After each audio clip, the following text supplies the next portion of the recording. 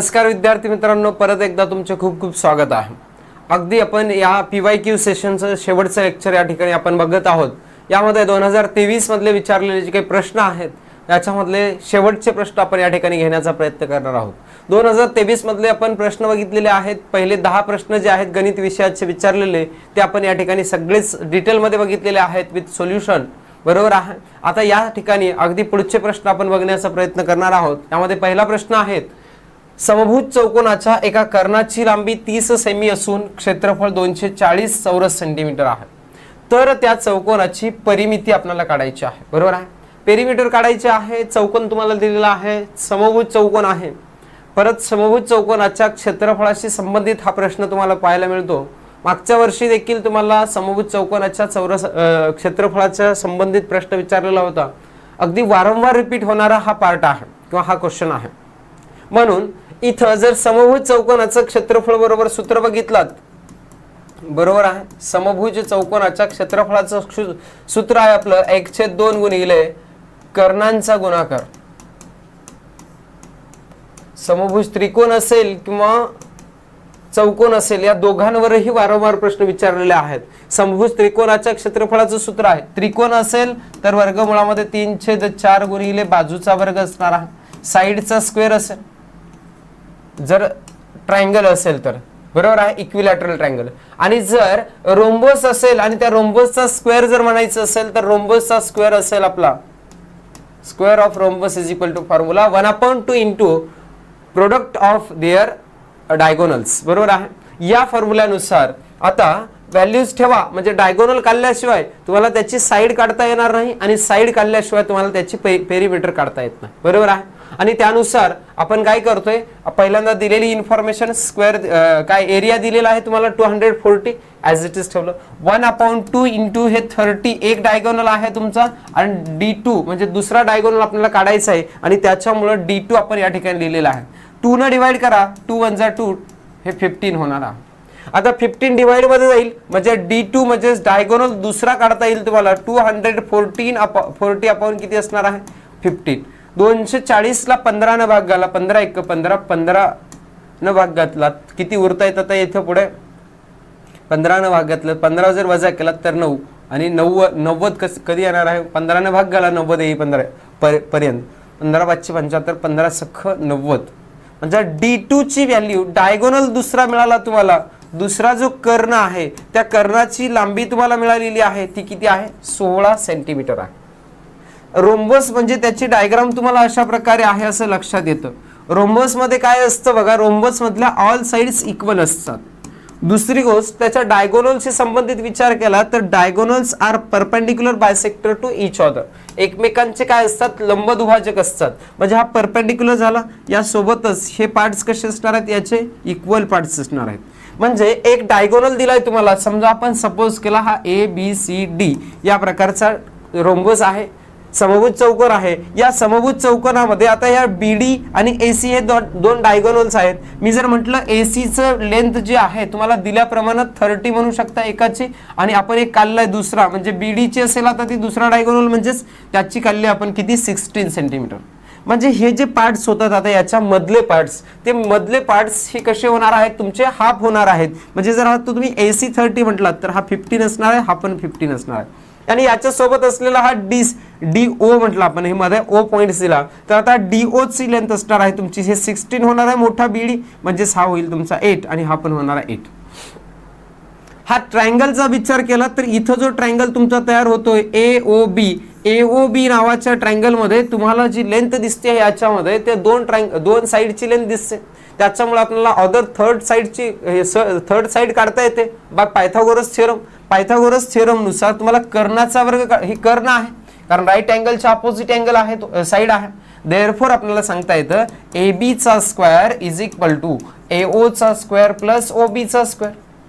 ठेवा मग याच्यामध्ये व्हॅल्यू हे पायथागोरस थिअरम नुसार 15 चा स्क्वेअर प्लस काय असणार OB चा स्क्वेअर म्हणजे 8 चा स्क्वेअर, 15 चा स्क्वेअर आहे 225 प्लस 8 चा स्क्वेअर आहे 64।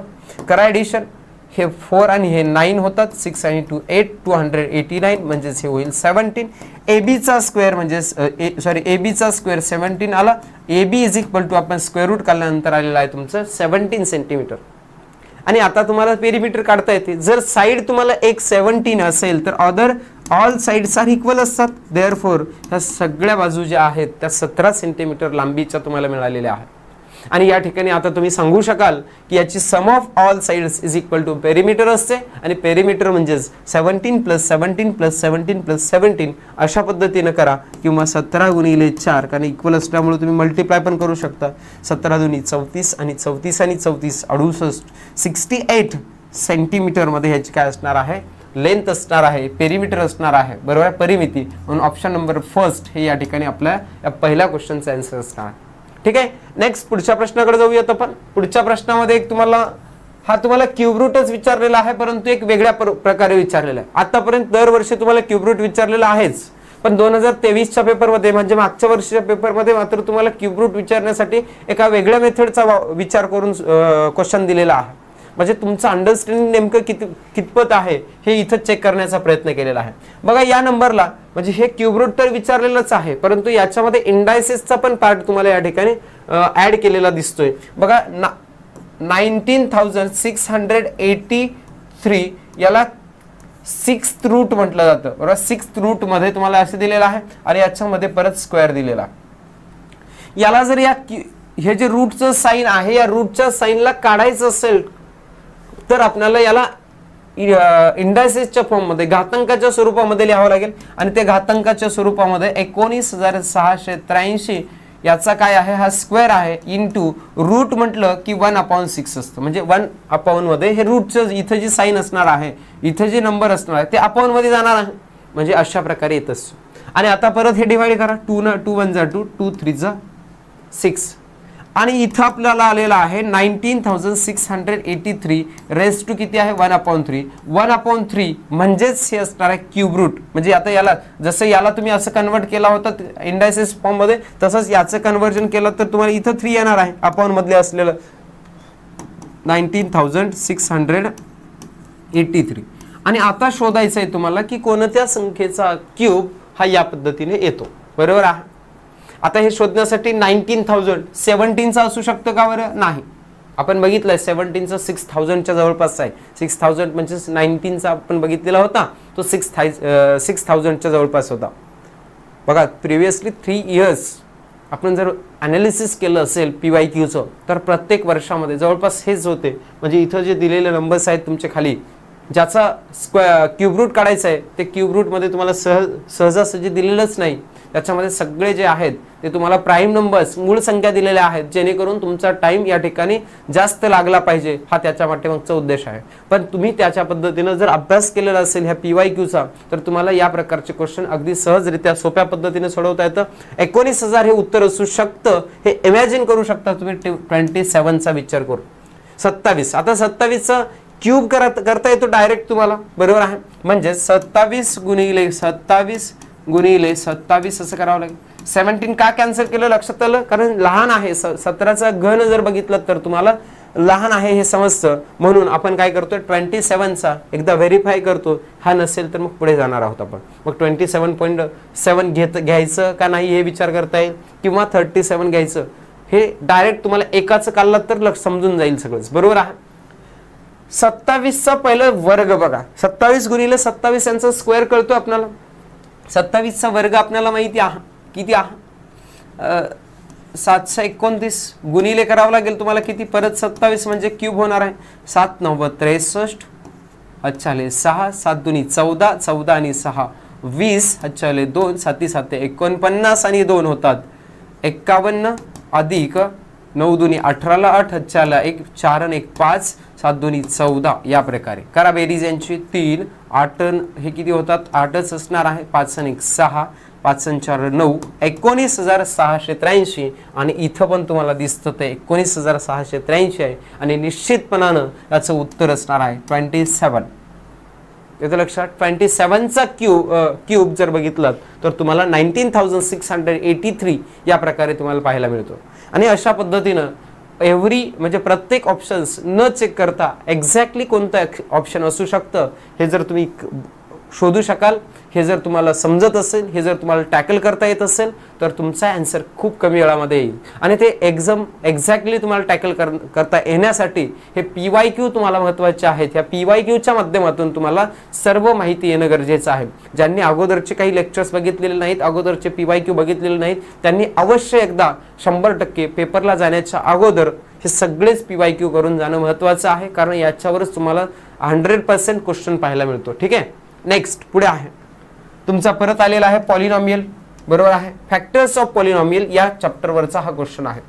लिहूयात मग याचे फॅक्टर्स पाडायचे आहेत आपल्याला. पहिल्यांदा मी इथे लिहून घेतोय जशास तसं तुम्हाला लक्षात येईल, समजेल. x² plus x minus 20 into परत आहे x² plus 2x minus 15 upon x² plus किती आहे x मायनस किती आहे 12. या ठिकाणी आपल्याला याचे फॅक्टर्स पाडायचे आहेत. बरोबर आहे. फॅक्टर्स पाडत असताना तुम्हाला बेसिक काय लक्षात येतं बघा. याचे पहिल्यांदा फॅक्टर्स पाडत असताना या दोघांमधून कॉमन काढावं लागेल. 2 कॉमन काढलं आपण, ब्रॅकेटमध्ये काय राहणार आहे मग x² मायनस 16 असणार आहे. बरोबर आहे. देन नेक्स्ट पुढे काय असणार आहे आणि याला तुम्हाला 20 मायनस 20चे फॅक्टर्स कोणते येणार. 4 पंच 20 म्हणजे 5 आणि 4 येऊ शकतात, म्हणजेच x² प्लस 5x मोठ्या संख्येचं साइन इथलं as it is minus 4x minus 20. Next into as it is x² plus 2x minus 15. Minus 15चे फॅक्टर्स पाडा तुम्ही आता. 15चे अवयव पडतात आपले. 15 म्हणजेच किती असणार 5 3 15 5 आणि 3 म्हणजेच x² मोठ्या संख्येचं साइन म्हणजे plus 5x minus 3x minus 15. Next असेल upon x². Same as it is असंच क्वेश्चन होता बघा. पहिलं वरचं जे इक्वेशन आहे तेच इक्वेशन तुम्हाला प्रिव्हियस मध्ये विचारलेलं होतं. x². 12चे फॅक्टर्स पडायचे आहेत. 12चे म्हणजे 4 त्रिकोण 12 होतील परत, म्हणजेच प्लस 4x मायनस 3x आणि परत मायनस 12 असणार. ठीक आहे. आता हे सॉल्व्ह करता येतं तुम्हाला. या ठिकाणी तुम्हाला 2 ब्रॅकेटमध्ये 2 फॅक्टर्स करता येतील. याला x² मायनस याला स्क्वेअरच्या फॉर्ममध्ये म्हणजेच 4चा स्क्वेअर लिहिता येईल तुम्हाला. त्याच्यानंतर आपण या दोघांमधून कॉमन काढून घ्या. कॉमन निघणार आहे तुमचा x. याच्यामध्ये x प्लस 5 होईल. सेकंड ब्रॅकेटमध्ये मायनस 4 x मायनस किती x प्लस किती होणार आहे 5 इंटू 2 ब्रॅकेट तुमचे सेम येतात. सेम इकडे x कॉमन काढलात x प्लस 5. हे सगळं एवढं फास्टमध्ये येण्यासाठी तुम्हाला पाहिजे रिव्हिजन, आणि ते रिव्हिजन असेल तर तुम्ही ॲज इट इज अशा प्रकारे इतक्या फास्ट किंवा याच्याही पेक्षा फास्ट तुम्ही सोडवू शकता. परत या दोघांमधून कॉमन x निघालं. x प्लस 4 राहील तुमचं. त्याच्यानंतर minus 3 x plus 4 minus minus plus होईल. इथं सोडवता येतं तुम्हाला 2 ब्रॅकेट जे आहेत. ह्या 2 ब्रॅकेटमध्ये तुम्हाला पहिला ब्रॅकेट x प्लस 4 आणि दुसरा bracket x minus 4 a plus b a minus b या स्वरूपामध्ये लिहिता येतं. हा ब्रॅकेट नाही केला तरी चालेल. अपॉन दुसरा आहे x प्लस 5 एका ब्रॅकेटमध्ये, सेकंड ब्रॅकेटमध्ये x मायनस 4 असणार आहे. इथं पण मल्टिप्लाय x प्लस 5 एक ब्रॅकेट कॉमन असलेला आणि एक इथं सामायिक नसलेला आपण लिहूयात. इथं परत x प्लस 4 आणि x minus 3. x minus 3 x minus 3 cancel. Next पुढे बघा आता याच्या ठिकाणी x प्लस 4 कॅन्सल. परत x minus 4 cancel. x plus 5 cancel. Remaining राहिलेला पार्ट म्हणजे फक्त 2 आहे आणि या ठिकाणी आपला ऑप्शन असणार आहे फर्स्ट नंबरचा. या ठिकाणी 2 हे आपला ऑप्शन असणार आहे आणि या ठिकाणी उत्तर पण असणार आहे. बराच सारा पार्ट जो आहे तो कॅन्सलेशन होणारा पार्ट असतो, म्हणजेच इथं सगळं कॅन्सल होणाराच बऱ्यापैकी पार्ट असतो. काही वेळेसच फक्त अपवादात्मक स्थितीमध्ये ते कॅन्सल होणार नाही म्हणजे एखादा पार्ट रिमेनिंग राहू शकतो. बाकी तर बराच सारा पार्ट इथं कॅन्सल होणारच तुम्हाला एक्झाम मध्ये पाहायला मिळू शकतो. नेक्स्ट पुढच्या प्रश्नाकडे जाऊयात आपण आता. 84 नंबरचा क्वेश्चन. या 84 नंबरच्या क्वेश्चन मध्ये तुम्हाला दिलेली इन्फॉर्मेशन आहे. 2 पॉलिनॉमियल्स दिलेले आहेत आणि या 2 पॉलिनॉमियल्सला काय करायचं डिवाइड करायचं आहे आणि डिवाइड केल्यानंतर त्यांचे कोशंट अँड रिमाइंडर लिहायचे, भागाकार आणि बाकी लिहायचं आहे. मग भागाकार आपण केलेत आतापर्यंत अशा प्रकारचे करा. चला याचाही भागाकार करूयात आपण. x चा cube minus 4x² plus 6x minus 1 divided by, याला डिवाइड करायचं आहे x मायनस 1 न, म्हणून x मायनस 1 आपण डिवाइड करतोय. x च्या ठिकाणी x³ येण्यासाठी आपल्याला x² करावं लागेल. बरोबर. x² न मल्टिप्लाय करा, मग x² इंटू x होणार आहे x³. यानंच आपल्याला -1 ला पण मल्टिप्लाय करावं लागेल, म्हणजेच -x चा स्क्वेअर होणार आहे 1 ला मल्टिप्लाय केला तर. साइन चेंज होतील, हे प्लस असलेलं मायनस, मायनस असलेलं प्लस होईल. आता नवीन साइन लक्षात घ्यायचं आहे आणि आता या ठिकाणी दोन्हीही कॅन्सल होऊन जातील. हे प्लस मायनस कॅन्सल झालं, इथं मायनस आहे इथं प्लस आहे, म्हणजे या दोघांची देखील सबट्रॅक्शन. ग्रेटर नंबरचं साइन ग्रेटर नंबरला मायनस आहे, म्हणजे -4 मधून +1 मायनस केला तर -3x चा स्क्वेअर राहील, प्लस 6x हा वरचा एक डिजिट आपण खाली घेतला. आता इथं मायनस असल्यामुळे आन्सर मध्ये देखील तुम्हाला मायनस आणावं लागेल, म्हणजे मायनस लिहिलं. 3 आणायचा, x ला आपल्याला -3x² करायचं असेल तर -3x न मल्टिप्लाय करावं लागेल आणि -3x × x केला तर -3x चा स्क्वेअर होईल. -3x न 1 ला मल्टिप्लाय केला तर -3x येणार आहे, मायनस मायनस प्लस होईल, म्हणजे हे प्लस होईल, -3x आलेला आहे. सबट्रॅक्शन करत असल्यामुळे इथं साइन चेंज होतील, आपले मायनस असलेलं प्लस होईल, प्लस असलेलं मायनस होणार आहे. हे प्लस आणि मायनस कॅन्सल झालेलं आहे या ठिकाणी. इथं 6x मधून 3x मायनस केला तर इथं 3x येणार आहे. ग्रेटर नंबरचं साइन प्लस असल्यामुळे प्लसच येणार आहे. वरचा राहिलेला एक डिजिट म्हणजे -1 ला आपण खाली घेऊयात. परत ह्या x च्या ठिकाणी तुम्हाला 3x आणायचं आहे, म्हणजे +3 न मल्टिप्लाय करावं लागेल. 3 × x म्हणजे 3x होईल.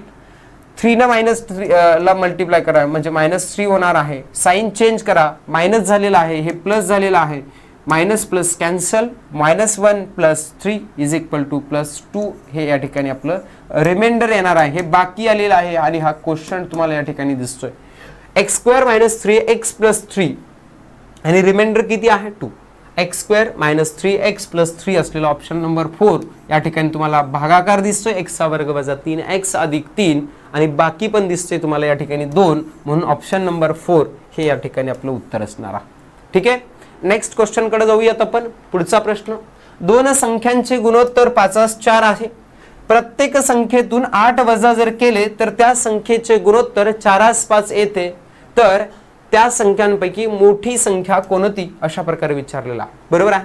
इथे सांगितलेलं आहे तुम्हाला the ratio of 2 numbers is 5:6. If 8 is subtracted from each number then the ratio becomes 4:5. Find the bigger number.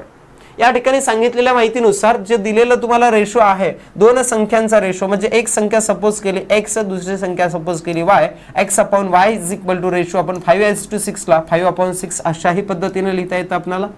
Then next पुढची कंडिशन सांगितलेली आहे, प्रत्येक संख्येतून सबस्ट्रॅक्ट करायचे तुम्हाला किती 8, म्हणजे पहिली संख्या आहे आपली x मधून सबस्ट्रॅक्ट करा 8, y मधून पण सबस्ट्रॅक्ट करायचं आपल्याला किती 8, तर तुमचा रेशो बिकम्स 4:5 म्हणजे 4/5.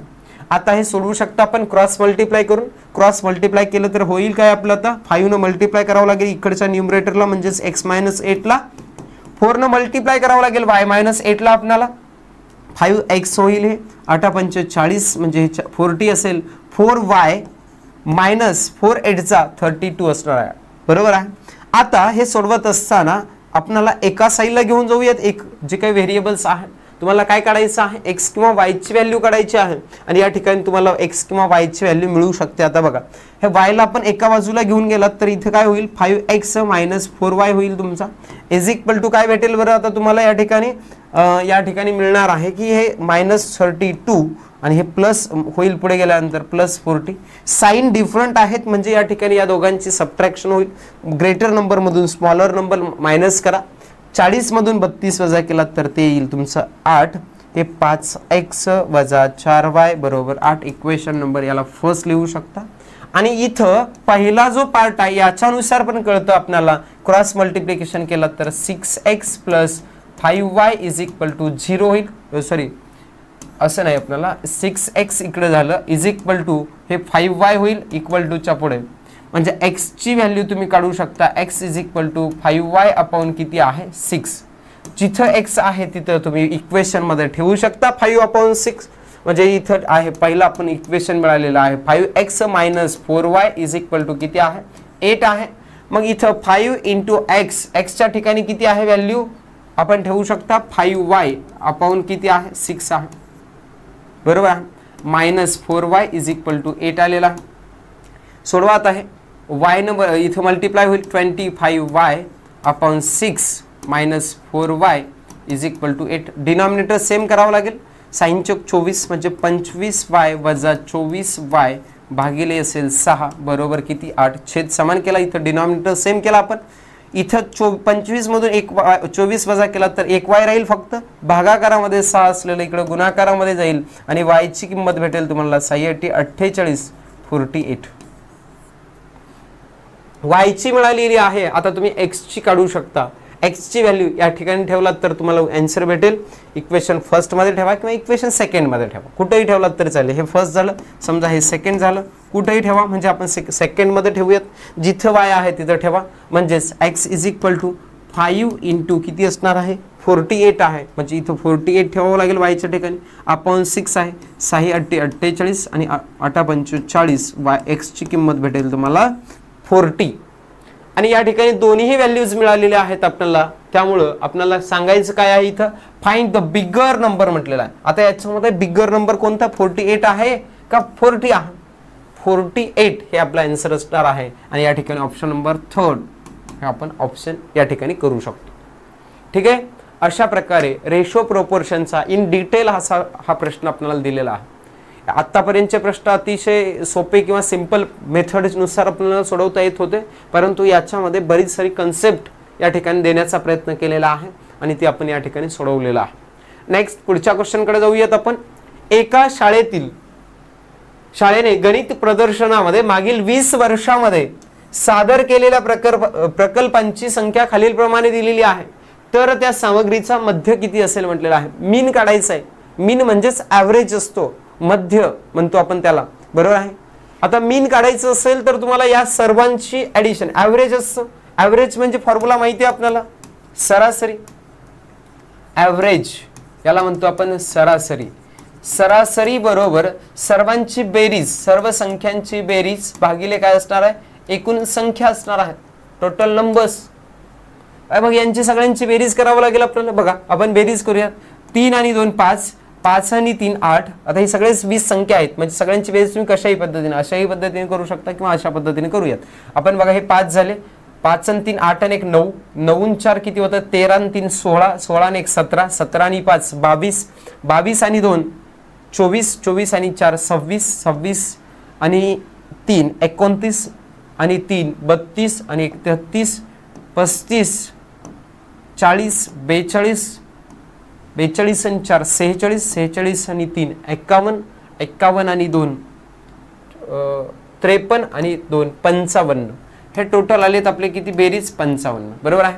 भागिले तुम्हाला किती करावं लागेल या ठिकाणी, डिवायडेड बाय टोटल नंबर्स किती आहेत हे. आता वरती क्वेश्चन मध्ये सांगितलं लास्ट 20 इयर्स म्हटलेलं आहे, मग मोजून पण बघा किंवा नाही पण बघितलं तर तेच येणार आहे. मोजलात तर बघा 1 2 3 4 5 6 7 8 9 10, हे 10 आणि खालचे 10 असे टोटल किती होत आहेत 20, म्हणजे नंबर्स किती आहेत 20, म्हणजे इथं डिवाइड करावं लागेल तुम्हाला 20. आता 2 न डिवाइड केलात तर आता काय होणार, 2 न डिवाइड करूयात, इथं आलं 10 किंवा आपण 2 ने डिवाइड करतोय आता या ठिकाणी, म्हणजे 2 1 जा 2 2 जा 4 असणार आहे, 1 कॅरी झालं, 2 7 जा 14, 1 कॅरी होते परत आणखी, आता पॉइंट द्यावा लागेल आणि 1 2 5 जा 10 असणार आहे. आता परत हा 10 आहे डिनॉमिनेटर मध्ये, आता 10 डिनॉमिनेटर मध्ये आहे म्हणजे एक पॉइंट पाठीमागं, म्हणजे 2.75 हे त्याचा मीन येणार आहे. एक्स बार म्हणू शकता तुम्ही त्याला, मीन म्हणू शकता किंवा ॲव्हरेज म्हणू शकता किंवा सरासरी म्हणू शकता. आणि या प्रकारे ऑप्शन नंबर 2 हे या ठिकाणी आपला आन्सर असणार आहे. ठीक आहे, नेक्स्ट पुढच्या प्रश्नाकडे जाऊयात. सोपा प्रश्न होता हा, असे सोपेही प्रश्न तुम्हाला 100% येणार आहेत. नेक्स्ट 87 नंबरचा क्वेश्चन आहे, लहानात लहान अशी संख्या शोधा की त्या संख्येमध्ये 5 मिळवले असता तर 12 15 18 या संख्यांनी निशेष भाग जाईल. म्हणजे हा मसावी लसावी तुम्ही याला म्हणू शकता LCM HCF या प्रकारचा क्वेश्चन आहे. आणि मे बी आतापर्यंत बघितलेल्या पेपरमध्ये तुम्ही सोडवलेला नसणार आहे, परंतु या पेपरमध्ये तुम्हाला पहिल्यांदाच या प्रकारचा क्वेश्चन विचारलेला आहे. इथे लहानात लहान म्हटलेला आहे म्हणजेच लसावी काढावं लागेल आपल्याला, बरोबर आहे. काय काढायचंय, लसावी. स्मॉलेस्ट नंबर म्हणजे LCM असतो. जर इथं हायेस्ट नंबर म्हटलं असतं किंवा ग्रेटर नंबर म्हटलं असतं, ग्रेटेस्ट नंबर म्हटलं असतं तर तुम्हाला काढावं लागलं असतं HCF, बरोबर आहे. या ठिकाणी LCM काढणार आहोत. LCM कुणाचं काढायचंय तर या संख्यांचं पहिल्यांदा LCM काढूयात आणि मग त्याच्यानंतर डिस्कस करूयात या क्वेश्चनकडे, बरोबर आहे. LCM काढण्याची मेथड तुम्हाला माहिती असेल आता सगळ्यांनाच. किती आहे हे 12, 15, त्याच्यानंतर दुसरा नंबर कोणता आहे आपला 18. या सगळ्या तीनही नंबर्सला डिवाइड होणारी नंबर्स कोणता आहे बघायचं. 3 ने डिवाइड होतात हे तीनही नंबर्स, म्हणून 3 चौक 12, 3 5 15, 3 संग 18. आता 3 संख्यांना एकाच संख्येनं भाग जात नाही, डिवाइड नाही होत, मग परत 2 संख्यांना बघायचं. 2 नंबर्स होतात 4 आणि 6, 2 ने डिवाइड होतात, म्हणजे 2 2 जा 4, 5 ने डिवाइड होत नाही म्हणजे 5 ॲज इट इज, 2 3 जा 6. आता 2 नंबर्स पण होत नाहीत, एकही नंबर्स म्हणजे 2 नंबर्स एकही नंबरनं होत नाहीत डिवाइड. म्हणजे आता या एल टाइप मध्ये सगळ्यांचा गुणाकार करून घ्यायचा आहे. मग LCM इज इक्वल टू लसावी बरोबर 3 गुणिले 2 गुणिले 2 गुणिले 5 गुणिले किती असणार आहे 3. करा या सगळ्या सर्वांचा गुणा. 3 दुनी 6, 6 दुनी 12, 12 पंच 60, 6 गुणिले 3 म्हणजे 180 होईल बघा. 180 बेरीज झाली आणि उत्तरामध्ये पण तुम्हाला 180च्या जवळपास नाही काय ऑप्शन, बरोबर आहे. जवळपास आहेत पण 180 आहे का नाही. मग त्याच्यामुळे आपल्याला प्रश्नाकडे बघायचं आहे. आता 180 LCM म्हणजे काय आहे, म्हणजे तर ह्या 180 ला 12 ने भाग जातो, 180 ला 15 ने भाग जातो, 180 ला 18 ने भाग जातो. सर्वात लहान अशी संख्या आहे 180, म्हणजे ज्या 180 ला सर्व संख्यांना भाग जातोय, बरोबर आहे. ऑल नंबर्सने डिवाइड करता येतं. पण इथं सांगितलेल्या माहितीनुसार तुम्हाला काय म्हटलेलं आहे, 5 मिळवले तर भाग गेला पाहिजे, बरोबर आहे. मग लहान संख्या कोणती आहे इथं, तर 175, म्हणजे याच्यामधून तुम्हाला 5 मायनस करावे लागतील, कारण इथे मिळवले तर म्हटले, म्हणजे 175 मध्ये जर 5 मिळवलात तुम्ही तर 18 ने भाग जाणार आहे, तर 12 ने भाग जाणार आहे, तर 15 ने भाग जाणार आहे. म्हणून या ठिकाणी आपल्याला ऑप्शन जर करेक्ट करायचं असेल तर याच्यामधून -5 करून तुम्हाला येणारा आन्सर असणार आहे 175, आणि 175 असलेला ऑप्शन नंबर 2 या ठिकाणी आपल्याला करेक्ट आन्सर करावं लागेल. लक्षात येतं. या प्रकारे ह्या LCM वर क्वेश्चन तुम्हाला सोडवता यायला पाहिजे. नेक्स्ट पुढच्या क्वेश्चन कडे जाऊयात. यामध्ये सांगितलेलं आहे सोबतच्या आकृतीवरून काय काढायचं, त्रिकोण ABCचं माप काय काढायचं, क्षेत्रफळ काढायचं आहे. आणि एरिया ऑफ ट्रायंगल ABC काढत असताना जर तुम्हाला एरिया ऑफ ट्रायंगल काढायचं असेल तर फॉर्म्युला आहे 1/2 इंटू बेस इंटू हाईट असतो. पाया गुणिले उंची असणार आहे, बरोबर आहे. मग इथं पाया माहिती आहे का तुम्हाला, पाया म्हणजे या ट्रायंगलचा BC पाया. बरं, हाईट माहिती आहे का, BC पण नाही माहिती आपल्याला खरं तर, आणि AP हे हाईट आहे आणि हाईट पण माहिती नाही. म्हणजे पहिल्यांदा हाईटचं मेजर काढलं पाहिजे आणि त्याच्यानंतर तुम्हाला बेसचं पण मेजर्स काढल्यानंतर मग आपल्याला हा फॉर्म्युला वापरून एरिया काढता येतो. मग आता इथं दिलेली इन्फॉर्मेशन, इथे एक ट्रायंगल दिसतो हा छोटा. या छोट्या ट्रायंगल मध्ये तुम्हाला 2 साइड्स दिसतात, एक 12 आहे एक 5 आहे, सॉरी एक 13 आहे आणि एक 5 आहे. 5, 12 आणि 13 आहे, पायथागोरसचं त्रिकुटच आहे. पण तरी देखील हा हायपोटेनियस आहे, म्हणजे याच्यामधून याचा स्क्वेअर मायनस केला तर तुम्हाला APचं माप कळतं. म्हणजेच APचा स्क्वेअर इज इक्वल टू 13 चा स्क्वेअर 169 मायनस 5 चा स्क्वेअर 25. हे केलात तर तुम्हाला 144 येतं आणि APचं डिस्टन्स मिळणार आहे 12 स्क्वेअर रूट काढल्यानंतर, म्हणजे AP मिळाला तुम्हाला 12. आता तुम्ही PC काढू शकता. परत हा इकडचा राईट अँगल ट्रायंगल आहे आणि या राईट अँगल ट्रायंगल मध्ये एक 12 साइड माहिती आहे आणि एक 20 माहिती आहे. हा परत हा हायपोटेनियस आहे 20, म्हणजे PC चा स्क्वेअर इज इक्वल टू काय करावं लागेल, 20 चा स्क्वेअर म्हणजे किती असेल तुमचा 400 मायनस करावं लागेल तुम्हाला 144, 12 चा स्क्वेअर. करा सबट्रॅक्शन. ही सबट्रॅक्शन केलात तर तुम्हाला 10 - 4 म्हणजे 6 असेल, 9 - 5 असेल, 3 - 1 म्हणजे किती असणार 2, 256 PC चा square. PC is equal to असणार आपला 16. आता तुम्हाला हे 16 भेटलं, आपल्याला PC नाही माहिती पाहिजे, आपल्याला BC पाहिजे. BC आता काढता येतं. BC बरोबर काय असणार, PC अधिक BP असणार आहे 16 अधिक 5. 16 अधिक 5 किती होतात, हे 21 होतात. आता तुम्हाला सर्वच माहिती मिळालेली आहे, बेस पण माहिती आहे आणि हाईट पण माहिती आहे. बेस आहे आपला 21 आणि हाईट आहे आपली 12. आता हे डिवाइड करू शकता 2 6 जा आणि 21 गुणिले 6, 6 1 6, 6 2 12, 126 किलोमीटर चौरस किलोमीटर हे या ठिकाणी आपलं उत्तर असणार आहे. क्वेश्चन नंबर 88चं ऑप्शन नंबर 2 हे या ठिकाणी आन्सर असणार आहे. ठीक आहे. या प्रकारचे क्वेश्चन सोडवलेले आहेत, त्याच्यामुळे आपण अगदी फास्ट पद्धतीने हे बघितलेलं आहे. नेक्स्ट पुढे आहे 10 10 12.1/2 12 1/2 या रेट नुसार, या पर्सेंटेज नुसार पर इयर पर ॲनम हा रेट आहे. याचं तुम्हाला सांगितलेलं आहे काय आहे, 51,200 रुपये मुद्दलाचं 3 वर्षाचे चक्रवाढ व्याज किती होतं. परत कंपाऊंड इंटरेस्टचा हा क्वेश्चन आलेला आहे. दरवर्षी विचारल्याप्रमाणे हा तुम्हाला येणाऱ्या पेपरमध्ये 100% असणार आहे हा प्रश्न. बरोबर आहे. हा प्रश्न तुम्हाला 1 मार्क मिळवून देणार आहे. त्यामुळं या प्रश्नाचं आता रिव्हिजन तर आपण बरेच क्वेश्चन्स केलेले आहेत. जवळपास 8 9 2015 पासून बघितलं 15 16 17 18 19 20 21 22 आणि 23 जवळपास 9 पेपर्स आपण अनालिसिस केलेले आहेत. म्हणजे या कंपाऊंड इंटरेस्टवर मिनिमम 9 क्वेश्चन्स तुम्हाला पाहायला मिळतात. 9 प्रश्न जे आहेत आपण बघितलेले आहेत. या 9 प्रश्न जर या वेगवेगळ्या प्रकारचे तुम्ही सोडवलात तर तुम्हाला पेपरमध्ये कुठल्याही प्रकारचा प्रश्न या कंपाऊंड इंटरेस्टवर येऊ द्या तो तुम्हाला अगदी कमी वेळामध्ये निश्चितपणाने सोडवता येणार आहे. बरोबर आहे. मग या प्रश्नामध्ये 51,200 रुपयाचं कंपाऊंड इंटरेस्ट किती वर्षाचं काढायचं? 3 वर्षाचं. मग आपण विदाऊट फॉर्म्युला हे 12.1/2 म्हणजेच काय 12.5 ते अर्ध असतं की 12.5.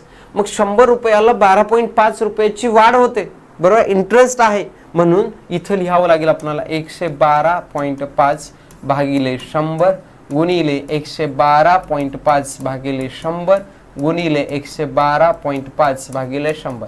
हा थोडा कॅल्क्युलेशन करायला लावणारा क्वेश्चन आहे आपल्याला. म्हणजे टाइम कन्झ्युमिंग क्वेश्चन आपल्याला म्हणता येईल. हा टाइम घेणारा प्रश्न आहे. असे प्रश्न पण तुम्हाला एक्झाम मध्ये असतात. आपल्याला तरी ते सोडवायचे आहेत. हे 2 0 इथले 2 0 कॅन्सल झाले. इथे कॅल्क्युलेशन करायचे तुम्हाला. जरा कॅल्क्युलेशन मोठे येतील तुमचे. 512 न याला गुणाकार करा. आता हे मोठा कॅल्क्युलेशन येईल तुमचा. 11 25 इथे 51 अंकानंतर पॉईंट आहे. याला 512 न मल्टिप्लाय करतोय. बघा 5 दुनी 10 ला 0 अच्छाले 1 बेदुनी 4 आणि 1 5 2 आणि 2 परत 1 न म्हटलात तर 5 2 1 1 या पद्धतीने येईल. परत आपल्याला 5 न 5 वाजा 25 ला 5 अच्छाले 2 5 दुनी 10 10 आणि 2 12 ला 2 अच्छाले 1 5 1 5 आणि 1 6 5 1 5 करा. या सगळ्यांची बेरीज 0 5 आणि 5 10 ला 0 अच्छाले 1 5 आणि हे इकडचे वरचे 5 म्हणजे 4 9 आणि 1 हातचा 10 ला 0 हातच्याला 1 परत 4 आणि 1 5 आणि 1 6 आणि हे इथलं 7 576. किती अंकानंतर पॉइंट आहे? एका अंकानंतर पॉइंट आहे म्हणून ह्या एका अंकानंतर पॉइंट म्हणजेच आपला आन्सर आलेला आहे. बघा बरं 576च्या पुढे 2 0 पुढे आहे आपला हा पार्ट झालेला आहे. आपला 112.5 भागिले 100 गुणिले 112.5 भागिले किती आहे परत 100. इथले परत हे 2 0 हे 2 0 कॅन्सल झाले. परत उरलेल्या संख्यांचा गुणाकार करूयात. 112.5 गुणिले किती असणार आहे 576 यांचा परत गुणाकार करूयात. 6 5 30 0 हच्चाले 3 6 2 12 12 आणि 3 किती होत आहेत 18 हच्चाले 1 6 1 6 आणि 1 किती होत आहेत 7 6 1 6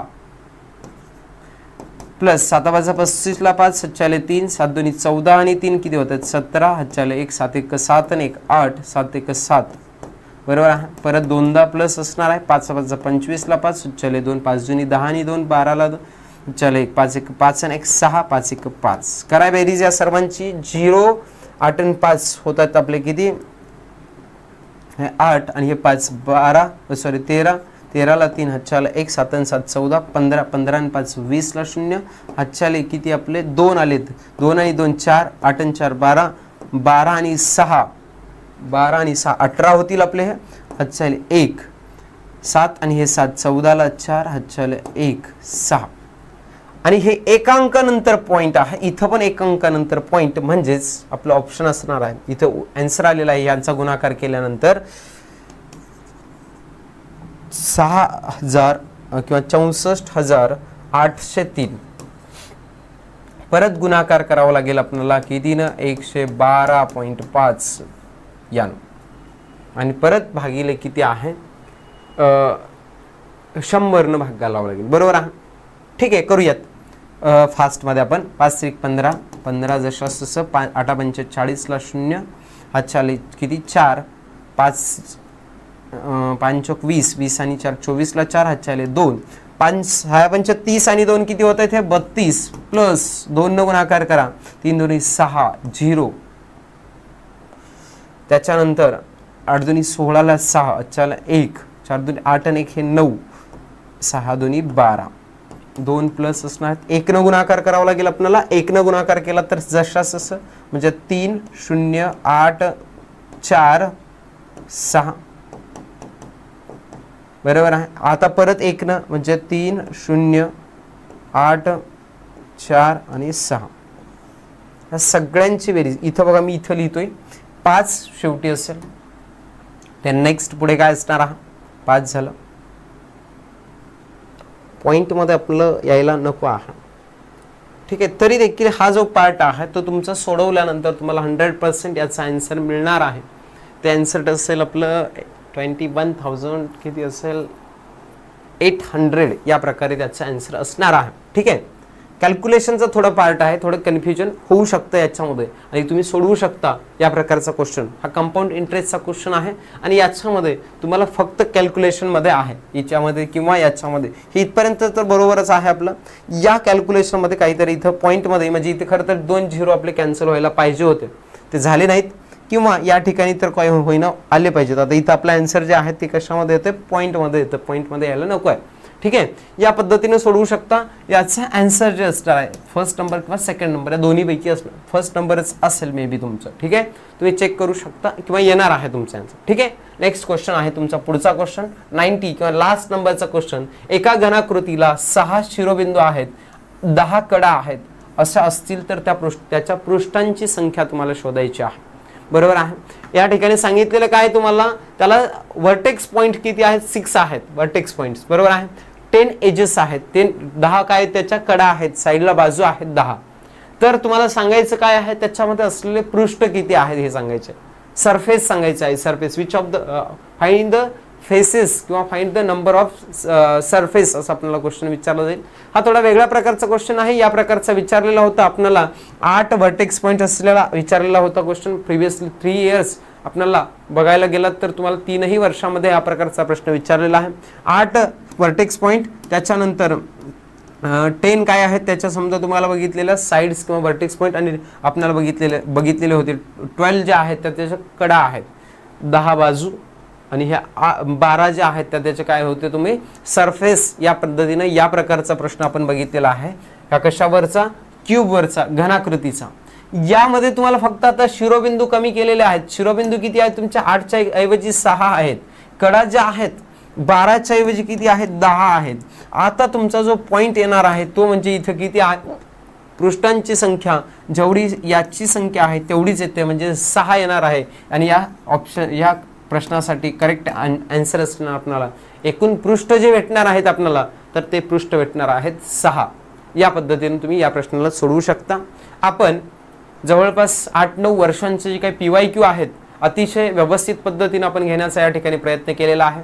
इन डिटेल विथ सोल्युशन आणि विथ एक्सप्लेनेशन प्रत्येक प्रश्नासाठी प्रॉपर वेळ देऊन किंवा कशा पद्धतीने प्रत्येक प्रश्न रिपीट होतोय, वारंवार कशा पद्धतीने रिपीट होतोय, कोणत्या चॅप्टर्सला किती वेटेज दिलं पाहिजे, कशा पद्धतीने सर्व प्रश्न आपण कव्हर केले पाहिजेत याच्या अनुषंगाने सर्व भाग जो आहे PYQच्या अनुषंगाने आतापर्यंत आपण बघितलेला आहे. तर या ठिकाणी आज आपण थांबूयात आणि आपण जे बघितलेले सगळे जे पेपर्स आहेत या सर्व पेपरच्या माध्यमातून आपल्याला येणारा जो काही पेपर आहे 22 डिसेंबरचा तो अतिशय सोप्या पद्धतीचा जाईल. त्यातले सर्वच्या सर्व प्रश्न गणित विषयाचे तुम्हाला सोडवता येतील एवढी आपण अपेक्षा करूयात. सर्वांना परीक्षेसाठी बेस्ट ऑफ लक. या ठिकाणी आपण थांबूयात. धन्यवाद.